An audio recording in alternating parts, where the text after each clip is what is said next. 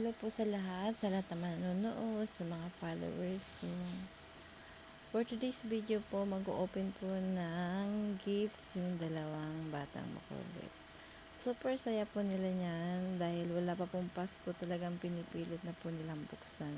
Pagkadating pa lang po galing sa Shopee, yan.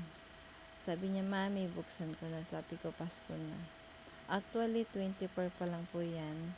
Wala pang 25. Binuksan nila ang kanilang gift. Super saya po nila. Hindi na nila inantay yung 25 po.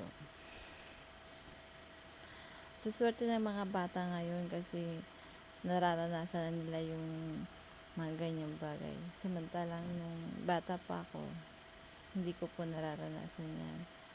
Bihira lang, hanggang tingin-tingin lang. Pero ngayon, napakaswerte po nila dahil halos lahat ng bagay, cellphone, lahat ng mga gadgets na i-experience po nila. Ayan, super saya po minsan dahil meron siya. Kasi ang gusto niya talaga car. Ayan naman si Theo, car din siya. Mahilig talaga si Theo sa car. Every time na bibili siya, ganyan po ang kanyang binibili.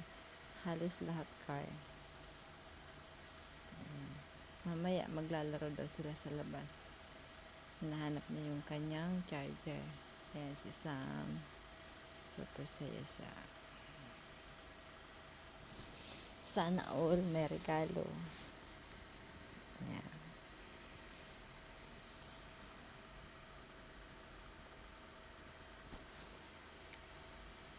Dito na naman sila sa labas. Testing ni Mateo. Okay naman po. Deserve po nila yan kasi masipag sila mag-aral. Yun lang po. Salamat po sa panonood and God bless you. Merry Christmas po sa lahat.